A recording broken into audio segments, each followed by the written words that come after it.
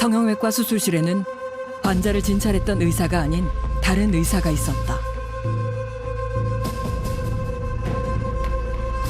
근데 나는 분명 의사한테 내 몸을 맡겼는데 모르는 사람이, 본 적도 없는 사람이 제 그 턱에다가 가위질을 하고 칼질을 하고. 마취돼 있는 상태에서 마음대로 칼로 찢고 망치로 톱으로 자르고. 이게 잘못하면 살인이거든요. 죽을 수도 있어요.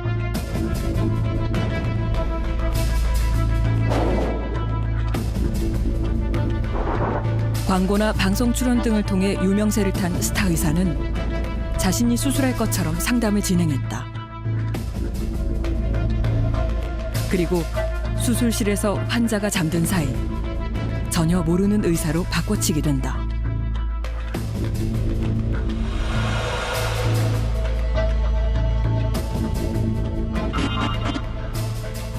이른바 유령 수술이다. 다른 사람의 손에 그게 넘어간 상태로 그 사람의 몸이 절단당한다고 하면 그건 수술 도구가 아니고 살인 도구입니다. 국내에서 세 손가락 안에 들던 서울 강남의 대형 성형외과. 병원장이던 유모 씨를 상대로 33명의 환자가 소송 중이다. 유령 수술로 인한 피해를 다투는 국내 첫 형사소송이다. 재판 중이신데 나중에 그 유령 수술 인정하세요? 나중에 뭐 하시는 거예요? 예? 뭐 받을게요. 원장님.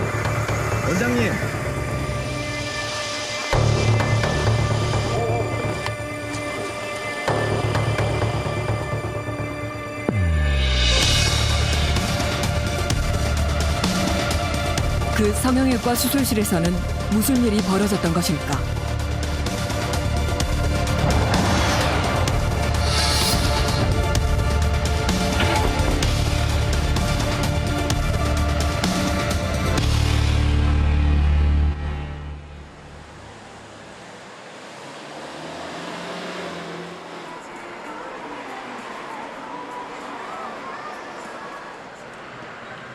여기 턱 쪽에 보면 이렇게 되어 있거든요.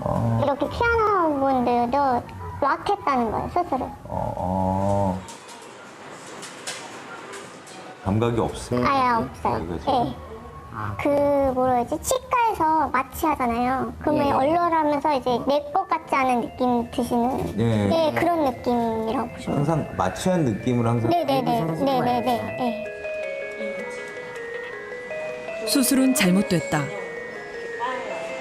봉합 부위는 엉망이었고 아랫입술은 화상을 입어도 모를 정도로 감각을 잃었다. 그녀를 진찰한 의사는 안면윤곽 수술을 전문으로 한다는 이른바 스타 의사였다. 병실에 갔는데 원장이 왔어요. 와갖고 수술 잘 됐다.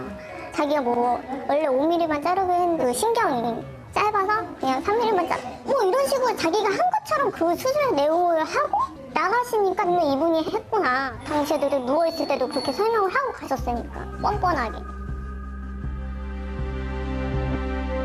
회복실에는 같은 시간대에 같은 수술을 받은 환자들이 누워 있었다. 원장님이 자기밖에 안 한다고 그랬는데 기본 상식적으로 생각을 해도 이 사람들이 누워있을 경우에는 양악은 더 간단하지 않은 수술인데 다가 그렇게 동시에 누워있었던 거예요. 자신이 유령 수술 피해자라는 사실을 알게 된 것은 3년이 지난 후였다. 말을 잊지 못했어요. 유령 수술이지 뭔지도 몰랐고 그거를 TV로 확인했고 내가 그 당사자라니까 오한이 공부하고 이거 뭐지? 본 적도 없는 사람이 제 그 턱에다가 가위질을 하고 칼질을 하고 톱질을 했다는 게 너무 소름 돋고 무섭더라고요. 겨울방학. 서울 강남의 성형외과 병원들은 최대 성수기를 맞는다. 젊은 학생들의 그 상당수는 방학 때 이제 그 강남에 있는 좀 기업화된 그런 성형외과나 그 병원 쪽으로 많이들 몰려가거든요. 그 가장 큰 이유가 광고를 아주 열심히 잘하고 입학 성형, 취업 성형이란 말이 생겨나고 성형을 선물하라고 광고한다. 겨울방학 극성수기 시즌에 제일 바쁘게 움직였던 날 수술 개수가 140개였어요.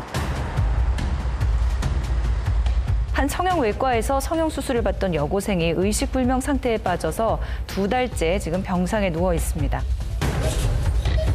3시간 남짓 걸리는 크게 위험할 것 없는 눈과 코 성형이었다. 성형외과 전문의인 김선웅 원장은 당시 성형외과 의사회 법제이사로 진상조사단에 참여했다.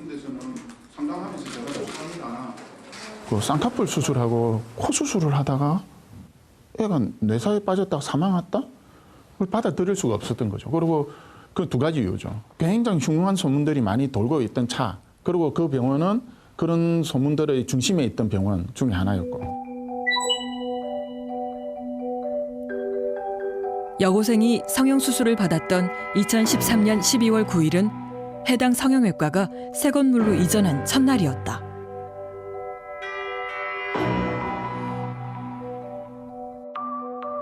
새 병원이라 어수선하고 아직 공사가 덜 마무리된 상태였습니다. 진상조사 결과를 바탕으로 당시 수술 상황을 재구성했다.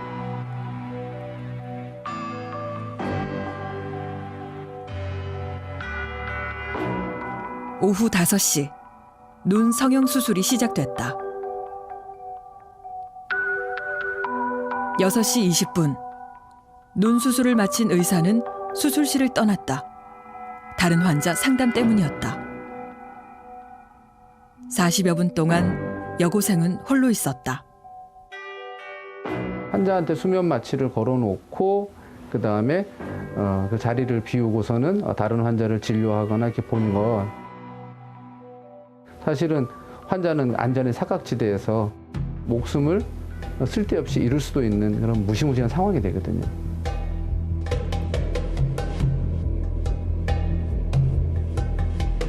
이어진 코 수술이 마무리될 무렵 산소 포화도 측정기가 꺼진 것이 발견됐다. 혈중 산소 농도가 떨어지고 있었다.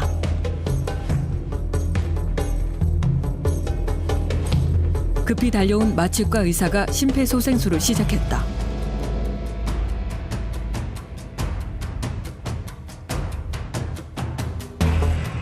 대표 원장은 응급실 이송 대신 다른 의사에게 코 봉합 수술을 지시했다.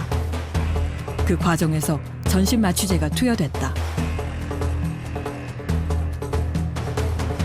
조기에 뇌 손상을 소생시키는 치료를 받았더라면 결과도 달라질 수 있는데 이쪽 길을 완전 포기하고 여기서 의사결정을 그냥 이쪽으로만 가서 남은 수술까지 마저 해버린 거는 부적절했죠. 대학병원 응급실 이송은 1시간 넘게 늦춰졌다. 결국 여고생은 뇌사에 빠졌고 5달 후 사망했다. 병원 측이 여고생 유가족과 합의하면서 사건은 마무리되는 듯했다. 여고생이 뇌사에 빠진 다음 날 병원장 유모 씨와 집도 의사가 나눈 대화 내용을 입수했다. 병원장은 합의금을 낮추는 전략을 지시했다. 합의 얘기를 우리가 먼저 안 꺼내고 끝까지 버티는 거야. 버티는 거고. 저쪽에서 이제 포기하고 합의를 보자고 해. 근데 선생님이랑 나랑 약간 핑퐁질이 좀 필요해. 내 경험상으로는 왔다 갔다 하다 보면 이거는 환자가 지쳐서 그러면 어느 정도 이제 끝내겠다는 얘기를 환자가 먼저 뱉는다. 보호자 쪽에서. 그래서 그런 식으로 가야지 금액이 떨어지지. 근데 보호자 쪽에서 저를 보려고를 안 하더라고요. 그날도 가도. 근데 병원에서 생을 빼잖아 처음에.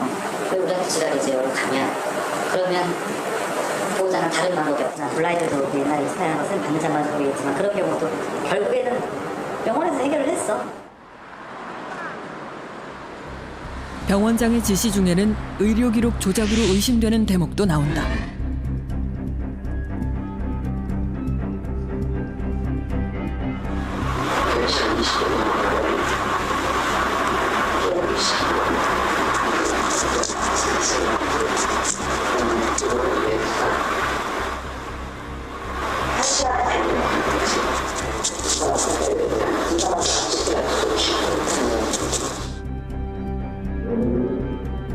6시간에 걸친 수술을 단 9줄 정도로 정리했다. 상담을 위해 수술실을 비운 사실은 삭제됐다. 왜 숨기려고 했을까? 야만적인 상황. 집도 하고 있는 의사조차도 병원장이 지시하면 나와서 다른 사람을 다시 수술대로 유인하는 역할, 그거를 해야 된다라는 그 시스템을 감추고 싶었던, 그거로 보면 뭐 100%죠. 성형외과 의사회는 조사 결과 해당 병원에서 조직적으로 유령 수술이 이루어졌다고 폭로했다. 반드시 수술을 하기로, 그 환자분의 몸을 수술하기로 했던 사람의 손에 들려 있어야만이 그게 정상적인 수술 도구고, 다른 사람의 손에 그게 넘어간 상태로 그 사람의 몸이 절단당한다고 하면 그건 수술 도구가 아니고 살인 도구인 거예요. 수술방을 여러 개를 만들어서 내가 하는 척 또는 내가 기본적인 거 조금만 하는 척만 또는 하고 다른 사람한테 맡긴다. 그러니까 즉 전체적으로 마치 그 공산품을 대량 생산할 수 있는 시스템을 만들듯이 이런 식으로 결국은 다 그 돈에 그 동기가 있다고 봐야 되거든요. 취재팀은 해당 병원에 당시 수술실 도면을 입수했다.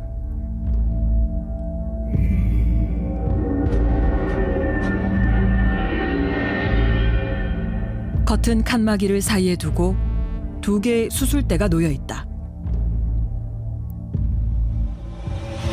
이른바 공장식 수술실.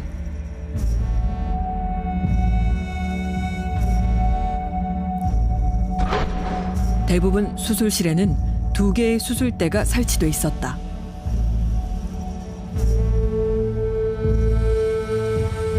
(2014년) 촬영된 수술실 영상. 수술실도 되게 허접하고 뭐 옆에서 또 뭐 무슨 수술하는 소리 다 들려요. 나 그것도 기억나는데. 야방에서. 아니 칸막이 치고 옆에서 해요. 수술도 나는 그런 데도 처음 봤어. 근데 겉으로는 화려한데 그 커튼 옆에서 막 코 수술하는 소리 들리고. 이제 막 수술을 끝낸 듯한 환자가 수술대에 누워 있다. 옆 수술대에서는 수술이 한창이다.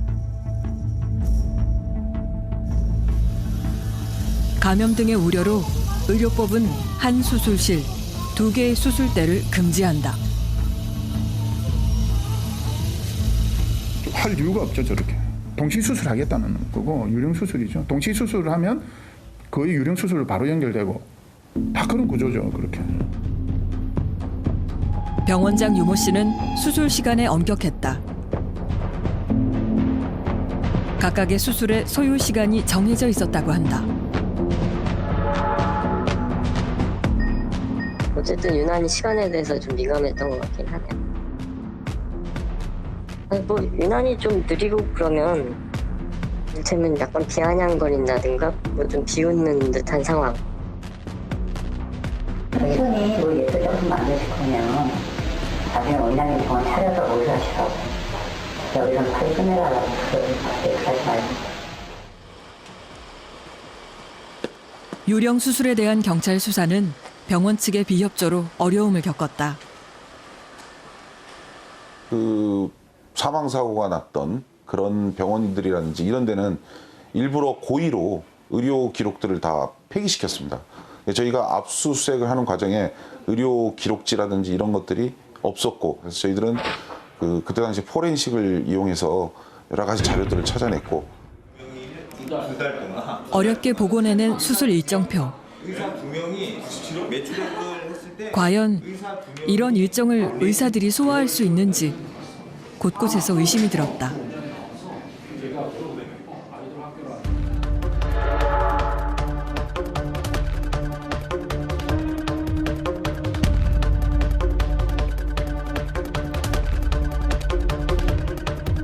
오전 10시 각각 4시간, 3시간, 2시간이 걸리는 3명의 수술을 임모 원장 한 사람이 집도했다.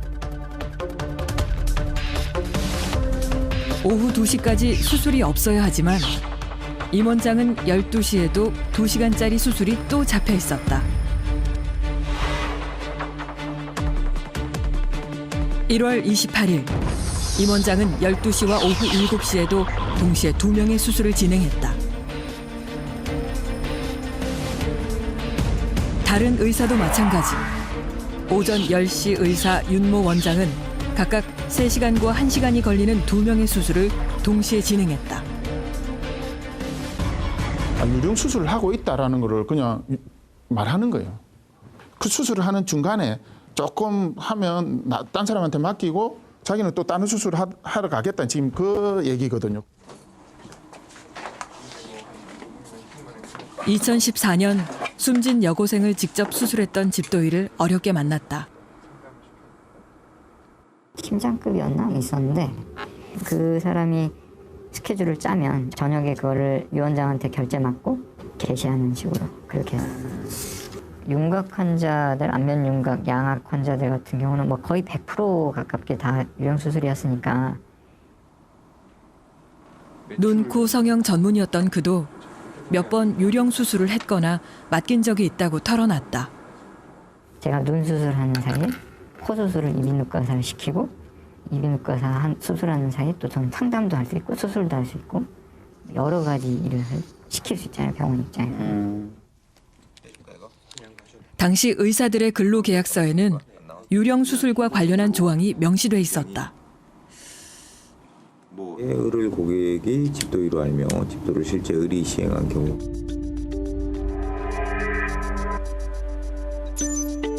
상담도 하고 수술도 직접 하면 5%. 고객이 집도의로 알고 있으나 실제 수술하지 않은 경우, 즉 상담만 하고 수술은 하지 않으면 3%. 수술만 한 의사에게는 2%다.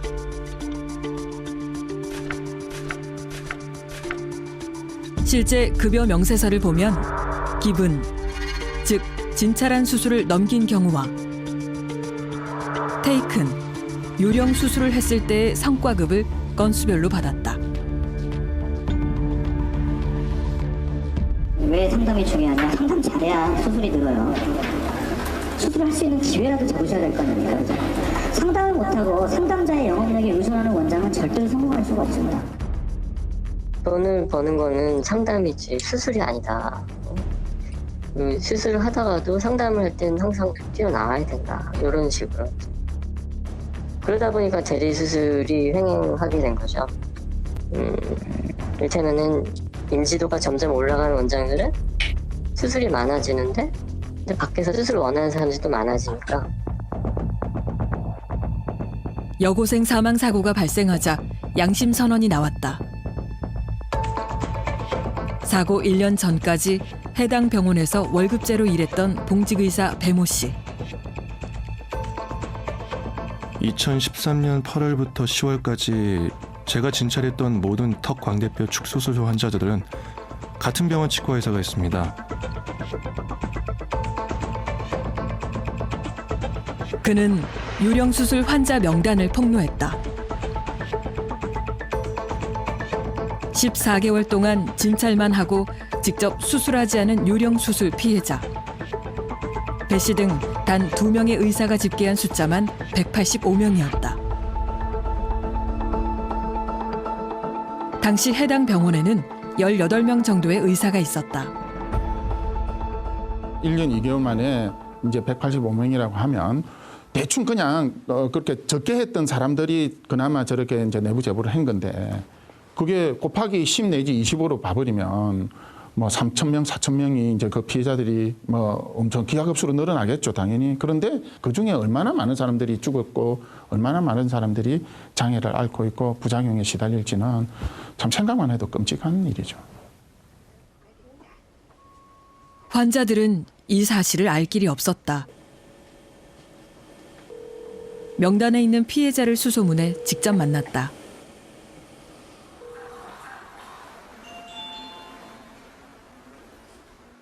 그때 거기가 유명했었거든요. 첫날 가면 여자 실장이 있는데 그분이 이제 원장님을 소개시켜줘서 턱을 안면 윤곽을 최고 잘하는 그 병원에서 최고라고. 그게 안 돼요. 뱉으면 물이 이렇게 아래로 가요. 질질.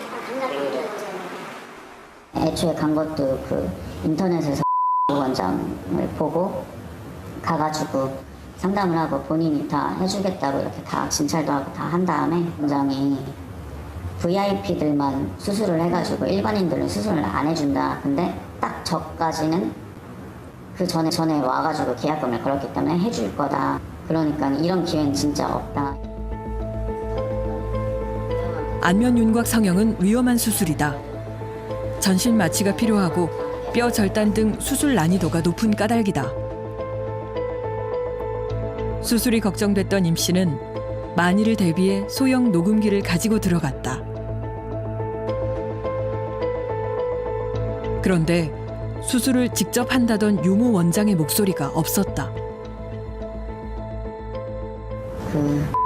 이라고 치과 의사인데 그 사람이랑 뭐 간호조무사였나 시위생사라고 했나 그 사람인지 그 사람이랑 같이 했다고 그렇게 들었어요.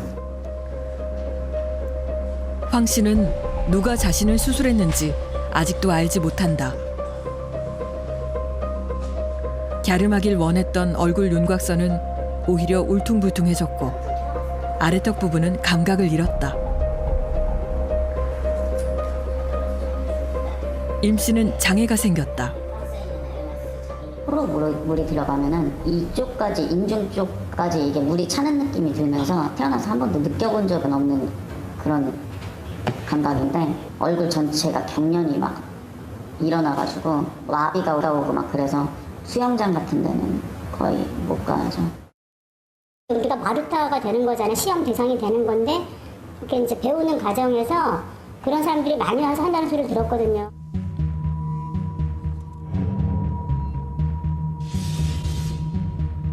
대리 수술을 담당했던 치과 의사들은 다른 건물이 있었기 때문에 저는 그 건물까지 가서 환자를 수술실에 들여보내서 전신 마취 시킨 후에 돌아와서 다른 환자를 수술했습니다.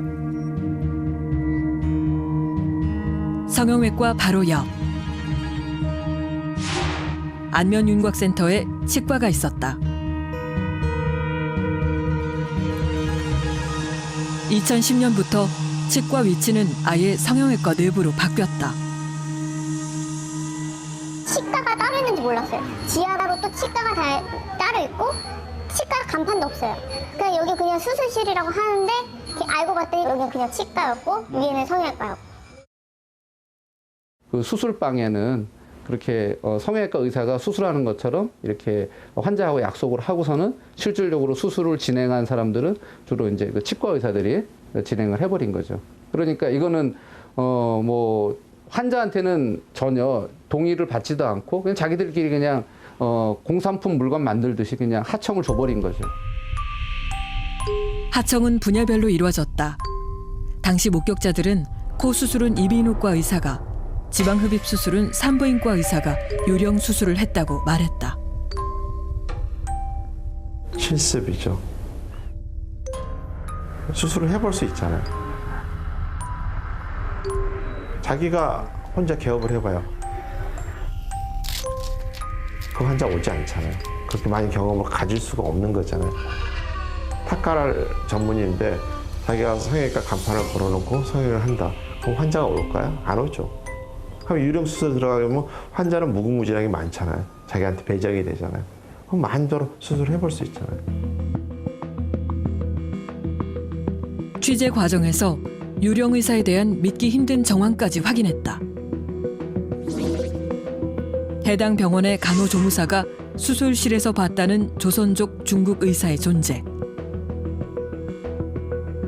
그는 노승우라는 이름으로 불렸다. 제가 제일 충격받았던 일은 가슴 수술 봉합 단계를 조선족 중국 의사가 하는 것이었습니다. 바쁠 땐 가슴 보형물만 직접 안 놓지 수술 끝까지 그 조선족 중국 의사가 하는 겁니다. 경찰 수사망에 걸린 적도 없고 진상조사에서도 빠져나간 인물이었다. 도대체 그는 누구일까? 중국 환자들이 있었으니까 소통에 문제가 있고 그러잖아요. 그래서 중국 수술방에서 도와주는 남자 직원이 하나 있었다. 중국 의사 면허가 없는 중국인 직원이라고 그렇게 들었습니다. 수술을 했다. 네. 라는 얘기가 되면 어떻게 되는 겁니까, 이건? 그건 있을 수가 없는 얘기인데 그렇다면 뭐 무면허 의료가 되겠죠. 중국 의사 면허를 가지고 있어도 문제가 되는 거죠. 당연히 문제가 됩니다. 당시 근무했던 의사들은 중국인 노승우를 알고 있었을까?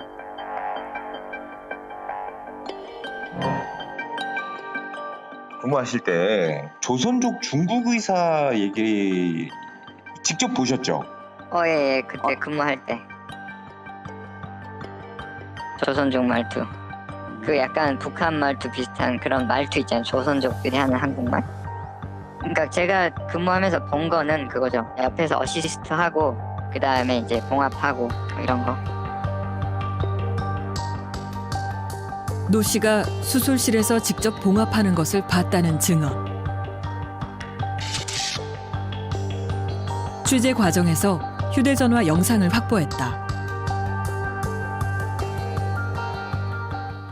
드랩하고 있어서. 여고생 사망 사고 한 달 뒤.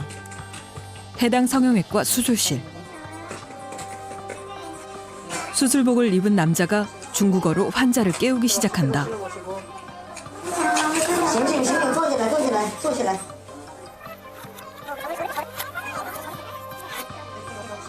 조선족 중국 의사로 불렸던 노승우다. 그는 수술복을 입은 채 수술실을 드나들며 꽤 오랜 기간 이 병원에서 일했다. 가능한 일일까?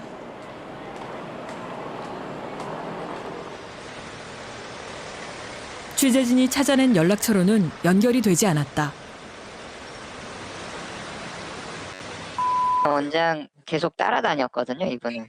예. 그러니까 거의 뭐 계속 수술방에서 이렇게 있었던 걸로 기억이 돼요. 그 당시 원장이 중국 사람을 수술하는 데만 이 사람을 데리고 갔습니까? 아니면 한국 사람을 수술하는 데만 이 사람을 데리고 갔습니까?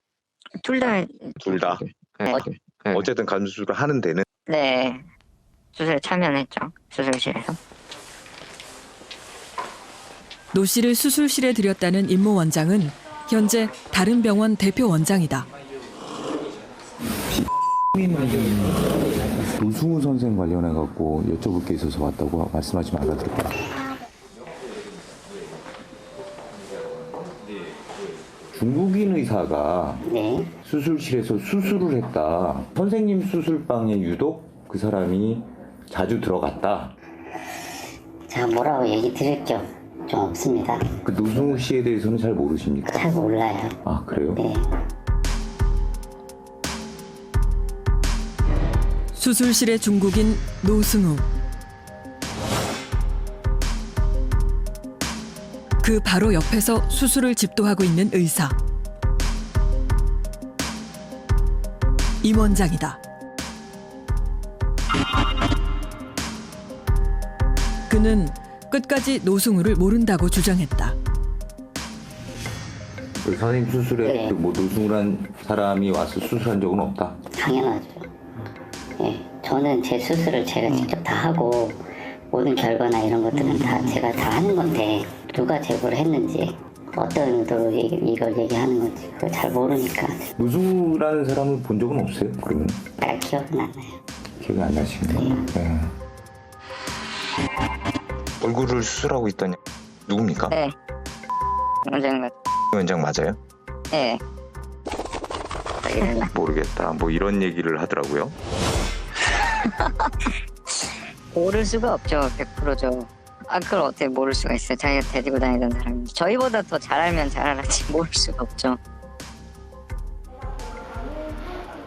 임 원장을 다시 찾아가 영상에 대해 물었지만 취재에 응하지 않았다. 가시라고요? 안 보신다고 하셨으니까 일단 가시고 연락드릴게요.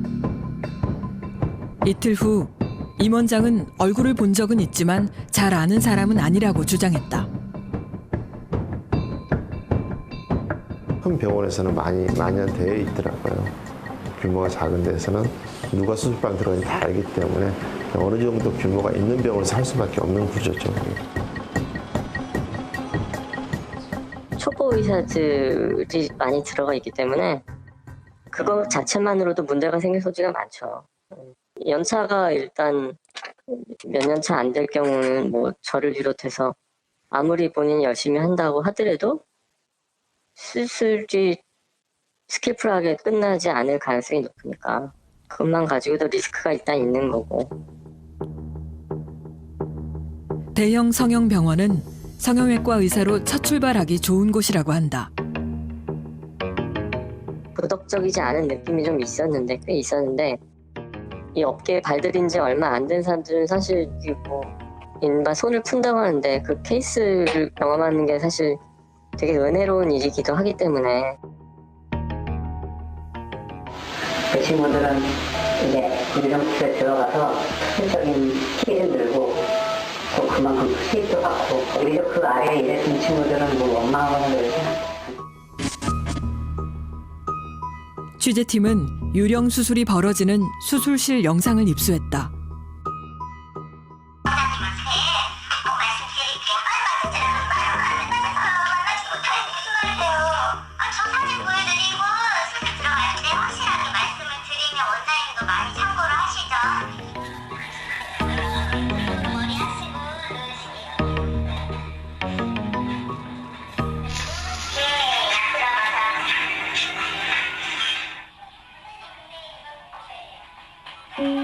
상담을 했던 원장은 환자가 수면 마취로 잠이 든 후에야 나타났다.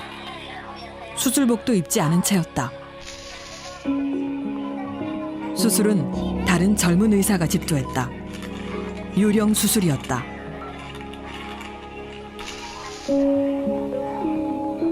환자 몸에서 지방을 뽑아내는 과정은 서툴렀다.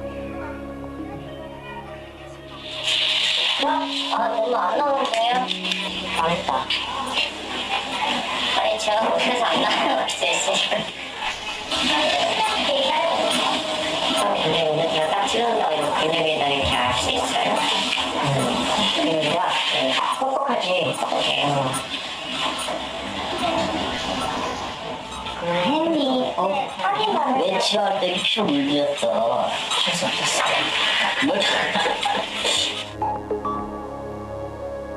수술 후에 다리 등에 후유증이 생겼다.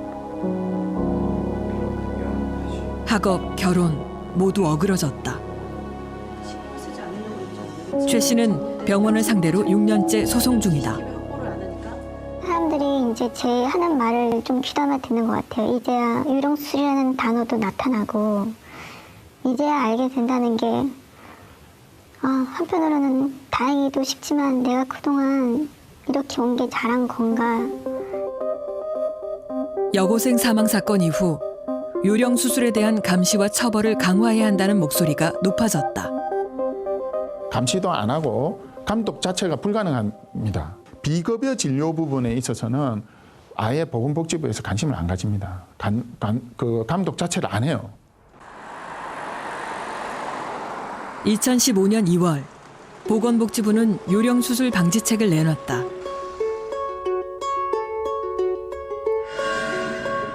매년 1회 이상 실태조사를 실시하겠다고 했다.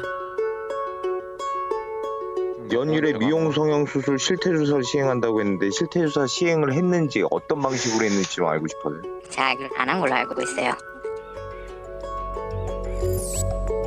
최근 3년간 유령 수술로 인해 면허정지 처분을 받은 성형외과 전문의는 단 한 명이었다. 유령 수술은 사라진 것일까? 지난해 3월 한 성형외과 전문의가 극단적인 선택을 했다. 한국인의 얼굴 미학에 대한 연구 성과와 함께 평소 무분별한 미용 성형을 경계했던 의사였다. 학문적으로 굉장히 본받을 만한 그런 분이었으면 하나의 동양 미인의 표준형이랄까요? 표준 얼굴을 만들어내서 아직도 계속 인용이 많이 되고 있는 분. 그의 마지막 글은 성형 의료계 비리를 폭로하는 유서였다.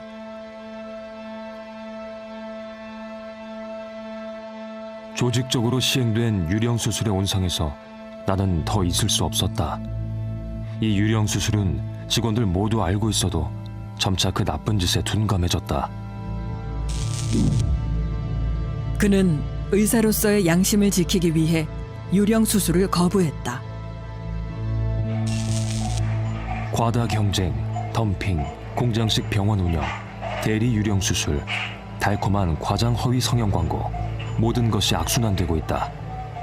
나는 이 미용 성형 악의 연대의 중심에서 더 이상 의사로서 가치를 찾기가 힘들었다.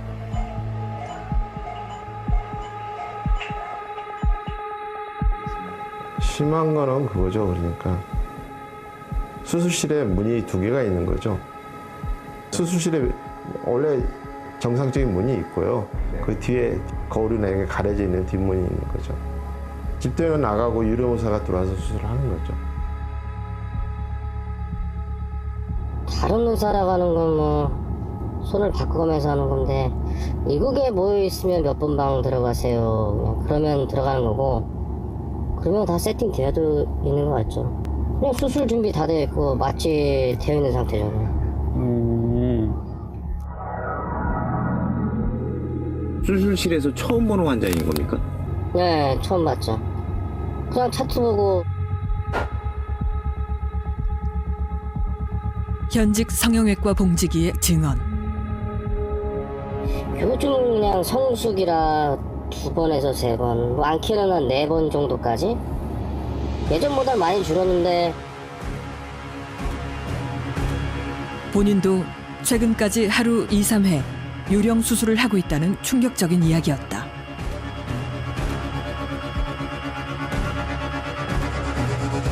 (2000년) 초반부터 한 500명 정도가 사망한 것 중에 한 유령 수술에 의한 사망을 200~300명 이상으로 보고 있습니다. 그런데 그게 지금 왜 근절이 안 되느냐? 유령 수술이라는 범죄가 뭔지를 몰라요.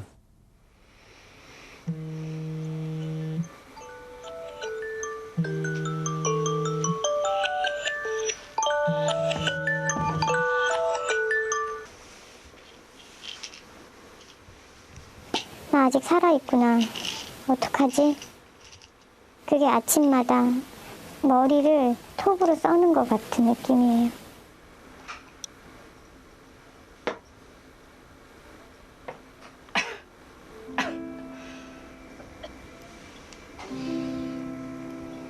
평범한 일상은 망가졌다.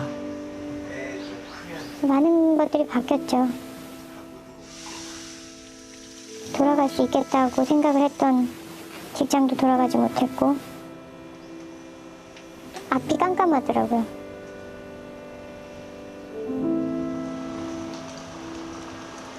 바나나 우유를 먹는데 그 우유가 코로 흘러나오더라고요. 그래서 이게 뭔가 하고 물어봤더니 입천장 구강과 코, 비강 사이에 길이 열려서 뚫려서 괴사가 일어나서 입으로 먹은 음식이 코로 흘러나오는 상황이 돼버렸던 거죠. 수술을 받은 뒤 입 천장에 생긴 5mm의 구멍. 수차례 봉합 수술을 받았지만 4년이 지난 지금 후유증은 그대로다. 지난 3년간 다른 병원에서 받은 소견서들이다. 광대뼈 사이가 벌어져 있고 코와 입 사이의 구멍이 확인되었다. 치아 교정이 어렵다는 판정도 받았다. 수술 부작용 때문에 외상 후 스트레스 장애도 생겼다. 예쁘게 해줄게요.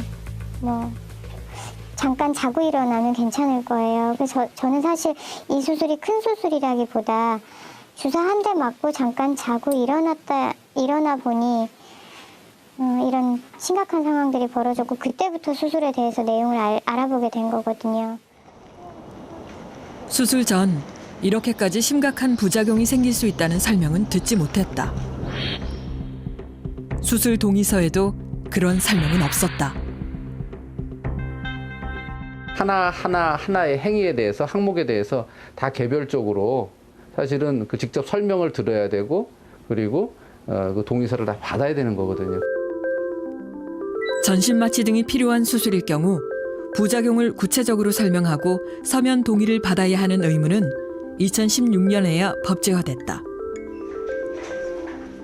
유령 수술이 아니냐는 의견도 여러 번 들었지만 입증할 방법이 없었다.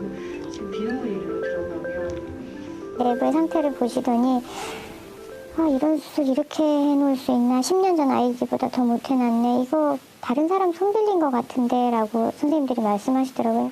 지금 생각해보니 의사 선생님이 얼굴을 비치시지 않으셨어요. 흔히들 말하는 강남에서 유령 수술이 아닐까라는 의심은 해봤지만 유령 수술이다라고 말씀 못 드리겠어요. 전문가들이 저지르는 이 수술방 안에서 벌어지는 범죄이기 때문에 일반인들이 인지하기가 어려워요. 어쨌든 증거를 찾아야 되는데 증거가 이미 상당히 인멸이 돼 있고 그다음에 조직적으로 범죄 행위가 이루어지기 때문에 그 관계자들이 다 입을 다물고 증거가 나오지 않는 이상은 뭐 수사를 또 할 또 도리가 없지 않습니까?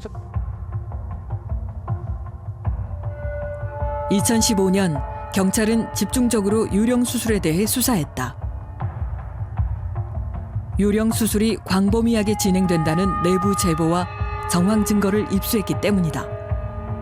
하지만 입증이 어려웠다. 그 유명 성형외과 의사는 전혀 수술을 안 했어요. 전부 대리 수술을 했었습니다. 그 대리 수술한 의사를 찾아야 저희들이 입증을 하는데 이 매치가 안 되는 거죠.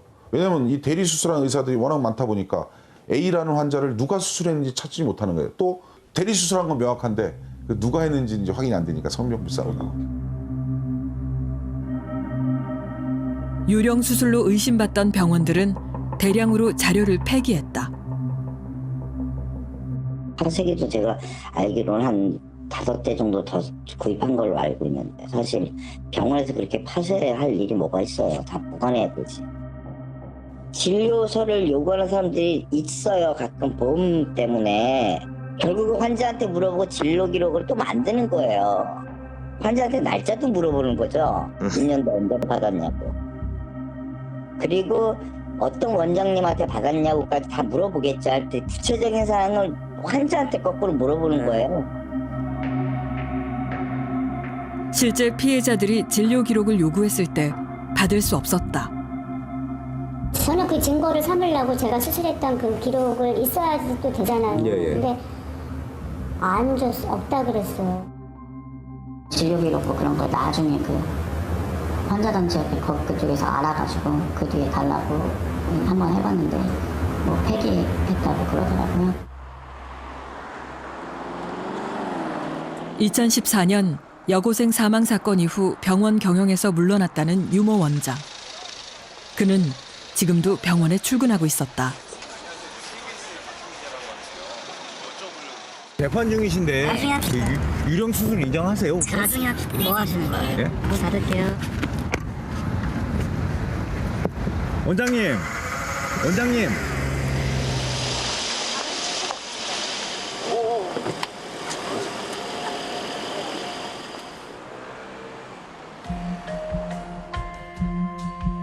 2014년 해당 병원 배모 의사의 양심 선언으로 드러난 유령 수술 피해자 185명. 수사 과정에서 이 중 33명이 병원을 상대로 한 형사소송에 참여하게 됐다. 2016년 해당 성형외과 대표 원장만 유일하게 기소됐다. 사기, 의료법 위반, 마약류 관리법 위반 혐의였다. 기소한 데까지 3년이 걸렸어요. 그것도 저희가 했던 거는 이제 이게 분명히 유령 수술은 상해를 주는 거라고 생각해서 상해죄라고 이야기했는데 결국 사기죄로만 올라갔죠. 판례가 없다 보니까 이 의사들이 수술한 행위에 대해서 이게 상해가 입증을 할 수 있느냐 없느냐, 상해의 고의성이 있느냐 없느냐, 이 부분을 입증할 수가 없다라고 판단했기 때문에 피해자들은 상해죄 적용을 원했다. 무단으로 신체를 침해한 그런 부분에 대해서는 이런 상해 행위로, 신체 범죄 행위로 보고 있기 때문에 이 부분은 반드시 다시 검찰에서 이 부분에 관해서는 추가 조사를 해서 상해죄로 기소를 해야 된다라고 생각을 하고 있습니다. 유령 수술에 대한 상해죄 적용은 가능한 것일까? 지난 4월 헌재의 낙태죄 헌법 불합치 결정. 여성의 자기 결정권을 존중한 판결이었다.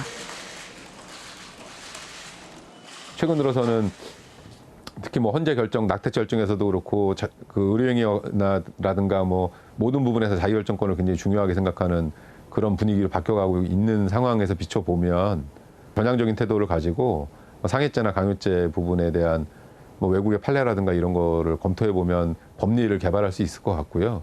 야, 성공했을 때 상해죄로 처벌하는 건 좀 심한 거 아니냐. 오스트리아의 경우 환자 동의 없는 이른바 전단적 치료에 대한 처벌 조항을 별도로 마련해 두었다. 치료 결과가 좋더라도 처벌된다. 독일은 유령 수술의 경우 그대로 상해죄가 적용된다. 객관적으로는 좋은 결과가 나왔더라도 그것을 상해로 보고 이렇게 하기 때문에 환자의 승낙, 의사, 동의 이런 부분을 굉장히 중요하다고 봐야 될 것 같습니다. 신체의 자유, 내가 내 신체를 마음대로 할 수 있는 그 자유는 무엇보다도 중요한 그런 기본적인 인권이라고 봐야 될 것입니다. 그래서 그 부분이 존중되지 않는 거에 대해서 의사라는 이유만으로 아무런 제재가 없다. 그건 굉장히 이상하죠. 성형외과 유모 원장에 대한 형사소송은 4년째 1심 재판 중이다. 이런 가운데 2017년 유령 수술과 관련된 민사소송에서 의미 있는 판결이 나왔다. 2014년 유령 수술 피해자 185명의 명단을 폭로한 의사는 특히 한 명의 피해자에 대해 사죄했다.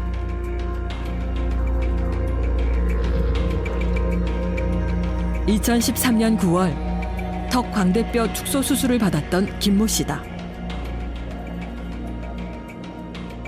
이미 마취가 된 상태였기 때문에 누가 들어왔는지는 잘 모르고, 그리고 경과를 보러 갔을 때도 그 담당 의사 선생님이 본인이 한 것처럼 경과에 대해서 안내를 해주셨는데 알고 보니 이게 유령 수술이더라고요. 자신이 유령 수술 피해자란 사실을 몰랐던 그녀는 지난 6년 동안 성형 부작용에 시달렸다. 수술비의 서너 배에 달하는 재건 치료비가 들 것이라는 진단도 받았다. 김 씨는 병원장 유모 씨 등을 상대로 한 손해배상 소송 1심에서 승소했다. 마치 자신이 직접 수술할 것처럼 거짓말을 하게 하였고 실제 윤곽 수술은 원고가 마취된 상태에서 의식이 없는 틈을 이용하여 성명불상자가 하였으며 아울러 원고 신체에 대한 침해 행위에 해당한다 할 것이다. 특히 신체에 대한 침해 행위에 해당한다고 판결한 부분은 그 의미가 크다. 유령 수술에 대해서 환자가 자기 몸에 대한 신체 결정권이라고 그러죠. 건강권과 신체 결정권을 우리가 침범했다고 계속 주장을 해왔습니다. 이제 지금 형사적으로 기소가 돼서 재판이 진행되고 있는데 그 재판의 결과가 나기 전에 민사소송에서 환자의 그런 신체적 자기 결정권을 인정한 우리나라에서는 첫 판결이라고 그렇게 알고 있습니다. 유 원장은 공탁금을 걸고 항소한 상황이다. 민사 지금 1심 가지고도 지금 3, 4년, 4, 5년씩 이렇게 하고 1심 판결문을 받아도 전혀 집행할 수 없게끔 법상 보장되어 있는 그런 수단을 이용해서 다 묶어버리니까 지금 피해자들은 1심 판결을 받아도 전혀 치료를 받지 못하고 지금 방치되어 있는 그런 상태입니다.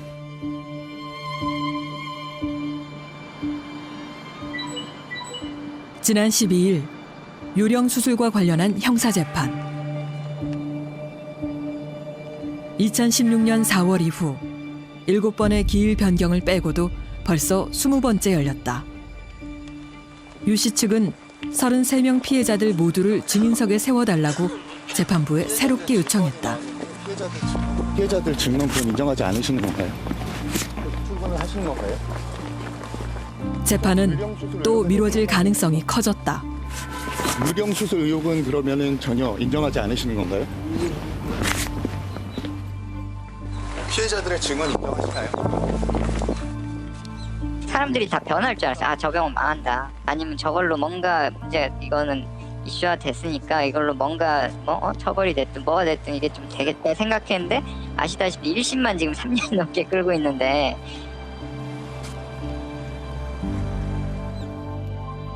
봐라 돈으로 다 해결하고 저 큰 병원이 뭐 그런 걸로 끄떡하겠냐. 아무런 변화도 없고.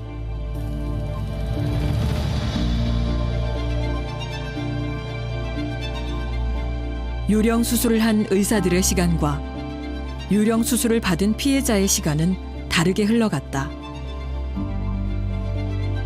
몇몇 의사는 새로운 병원 이름, 새로운 전문 분야로 이미지를 세탁했다. 치료도 막상 해야 하고 근데 해주시겠다는 의사가 없어요. 사실은 지금은.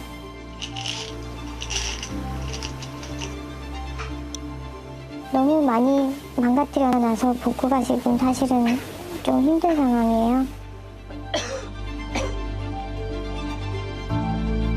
유령 수술을 했던 젊은 의사는 어엿한 성형외과 대표 원장이 됐다.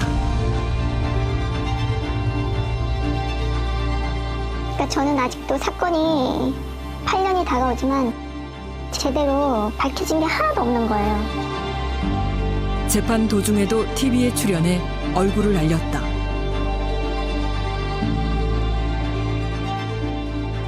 유령들은 처벌받지 않았다. 이 사람들이 버젓이 성형외과를 아직도 차리고 하고 있으니까 그거에 대해서 벌 받는 사람이 아무도 없어요. 피해자는 있는데 가해자는 없어요. 그러니까 그거에 대해서 너무 솔직히 힘들고 무서워요, 사회가.